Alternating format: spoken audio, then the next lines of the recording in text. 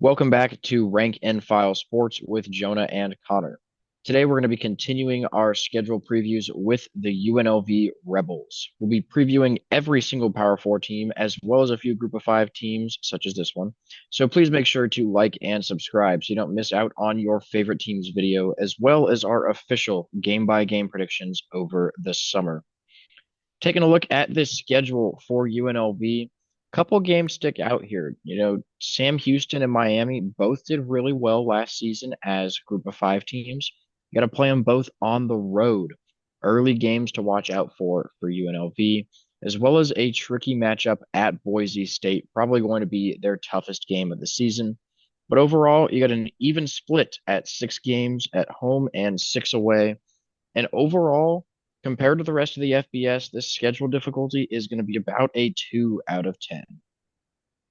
Yeah, starting the season off against Sam Houston. Sam Houston, after getting the bump up to the FBS, had a very successful season. Some didn't expect them to have immediate success, maybe take a couple of years, but they were essentially one game away from competing in the conference championship for their conference. So, with it being an early game on the road for UNLV with a lot of new guys coming in from the transfer portal, we're giving them a 65% chance to win this one, but they should be the better team, the more talented team in this game. But just because it's early in the season, we're giving them around a 50-50 chance. After that, they will host UCLA. UCLA had a very bad season last year. It's kind of been nosediving through the past couple years after maybe one or two successful seasons in a row. Again, because it's an early season game and because they are a Power Four school, it's not going to be that easy for UNLV, but once again, with the amount of talent they're getting from the transfer portal and with it being a home game, we are going to have them favored in this one, giving them a 70% chance to win here.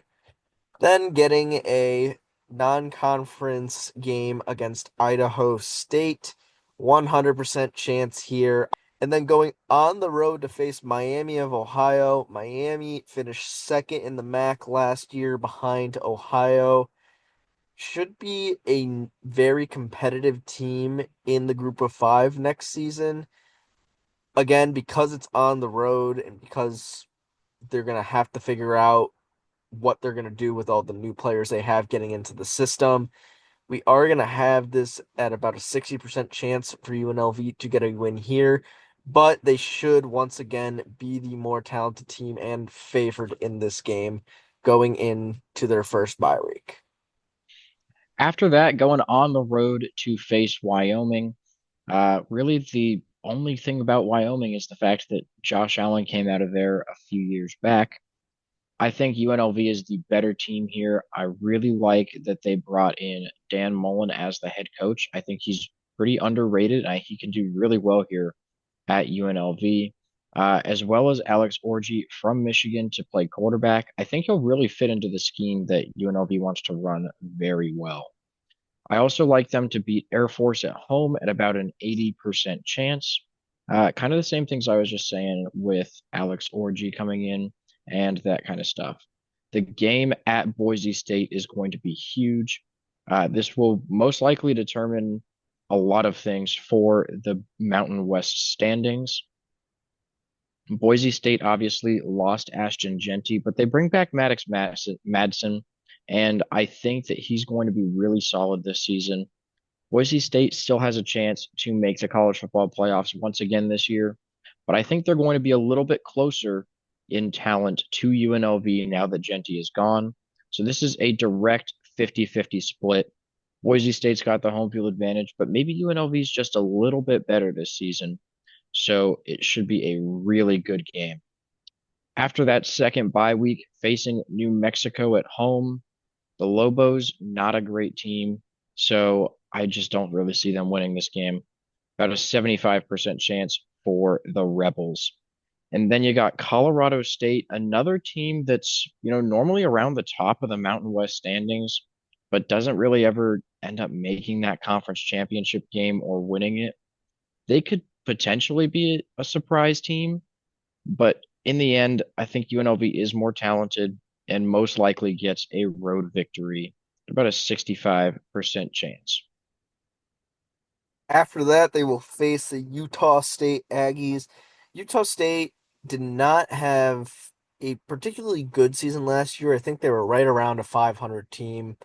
I think they played closely with Utah and made it a somewhat interesting game. But overall, UNLV once again will be the more talented team in this one. I think Alex Orji at this point will have the system completely figured out and will be able to easily lead the Rebels to a victory, giving them a 75% chance here. Then hosting Hawaii, Rainbow Warriors are always just a fun team to see play, but not really for their style of play. Not the most competitive team. Once again, giving the Rebels a 75% chance here, purely just because it is a conference game and maybe Hawaii's got a trick up their sleeve, but should be a win for the Rebels. And then finishing the year off at Nevada. Nevada finished last in the Mountain West last year. Does not seem to be going up anytime soon. This rivalry game is going to be very one-sided. UNLV will get the win, giving them an 85% chance on the road to finish with a victory. Yeah, just looking at this schedule overall, I think Boise State's the main game that sticks out to me. But early on, definitely watch out for Miami, Ohio, and Sam Houston, both of those games being on the road. I feel like they're going to trip up in one of those two and potentially pick up a loss to Boise State as well. So I could see 10-2 or 11-1, somewhere in there.